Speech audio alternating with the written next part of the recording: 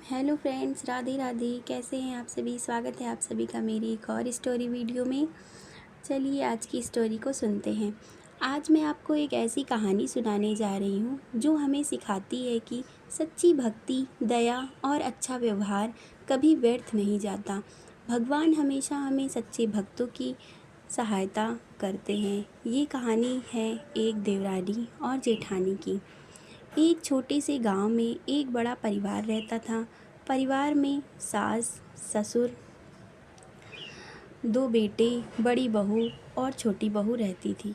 बड़ी बहू यानी जेठानी बहुत घमंडी थी। उसने अपने मायके के धन दौलत पर बहुत अभिमान था। वह हमेशा अच्छे कपड़े पहनती, सजती संवरती और घर के कामों से दूर रहती। दूसरी और छोटी बहू यानी देवरानी बहुत सीधी सादी थी। वह गरीब परिवार से आई थी, लेकिन उसका दिल बहुत बड़ा था। वह सभी का सम्मान करती और भगवान का नाम हमेशा अपने होठों पर रखती। जेठानी अक्सर देवरानी को ताने देती।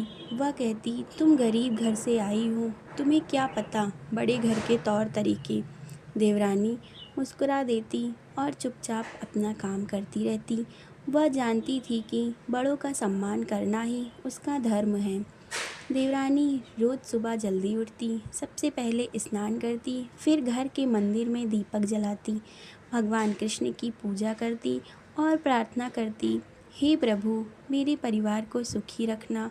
उसके बाद वह पूरे घर का काम करती, रसोई बनाना, सफाई करना, पानी भरना, सब कुछ वही करती। सास भी अक्सर जेठानी का पक्ष लेती थी।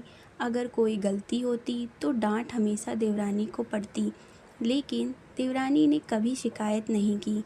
वह सोचती, भगवान सब देख रहे हैं। एक दिन घर में बहुत कम खाना बचा था। जेठानी ने अपने लिए स्वादिष्ट भोजन अलग रख लिया। देवरानी के हिस्से में सिर्फ 2 सूखी रोटियां आई। वह बिना शिकायत किए बैठकर खाने लगी। उसी समय दरवाजे पर दस्तक हुई। दरवाज़ा खोलते ही उसने देखा कि बाहर एक बूढ़े साधु खड़े थे। साधु बहुत कमज़ोर लग रहे थे। उन्होंने हाथ जोड़कर कहा, बेटी मैं बहुत भूखा हूँ, कुछ खाने को मिल जाए तो बड़ी कृपा होगी। देवरानी ने एक पल के लिए अपनी रोटियों की ओर देखा। वह खुद भी बहुत भूखी थी, लेकिन अगले ही पल उसने अपनी पूरी थाली साधु को दे दी। यह देखकर जेठानी जोर जोर हंसने लगी। वह बोली, अरे मूर्ख, अपना खाना भी दे दिया, अब खुद भूखी रहना। देवरानी ने शांति से कहा, भूखे को भोजन कराना सबसे बड़ा पुण्य है।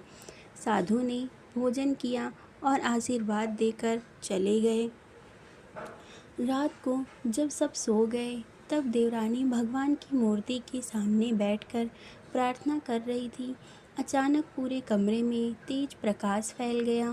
देवरानी ने आंखें खोली तो सामने वही साधु खड़े थे, लेकिन अब उनका रूप बदल चुका था। वह स्वयं भगवान कृष्ण थे। भगवान मुस्कुराकर बोले, बेटी आज तुमने अपनी भूख भूलकर एक भूखे की सेवा की है। तुम्हारी दया और भक्ति से मैं बहुत प्रसन्न हूँ। आज से तुम्हारे जीवन के सारे दुख समाप्त हो जाएंगे। देवरानी की आंखों से आंसू बहने लगे। वह भगवान के चरणों में गिर पड़ी। अगले दिन सुबह होते ही घर में आश्चर्यजनक परिवर्तन हुआ। आंगन में अनाज के बोरे रखे थे, रसोई में धन धान्य भरा था, घर में सुख समृद्धि आ गई। सब लोग हैरान थे। देवरानी ने पूरी बात सबको बताई। सास और जेठानी दोनों स्तब्ध रह गए। उन्हें समझ आ गया कि भगवान ने देवरानी की सच्ची भक्ति का फल दिया है।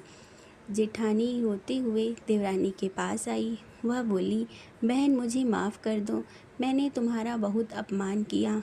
देवरानी ने तुरंत उसे गले लगा लिया। उसने कहा, अपने लोग कभी पराये नहीं होते। उस दिन के बाद घर का माहौल पूरी तरह बदल गया। जेठानी भी नम्र हो गई। सास ने भी देवरानी को सम्मान देना शुरू कर दिया। पूरा परिवार प्रेम से रहने लगा। दोस्तों, इस कहानी से हमें यही सीख मिलती है, जिसकी सच्ची भक्ति कभी व्यर्थ नहीं जाती। अगर आपके मन में भगवान के प्रति सच्ची श्रद्धा है तो वह हर कठिनाई में आपका साथ देते हैं। इसलिए हमेशा दया करें, सेवा करें और भगवान पर विश्वास रखें। जय श्री कृष्ण। अगर आपको ये कहानी पसंद आई हो तो इसे अपने परिवार और दोस्तों के साथ ज़रूर शेयर करें और ऐसी ही और स्टोरी देखने के लिए मेरे चैनल को लाइक करें, शेयर करें और सब्सक्राइब करें। धन्यवाद।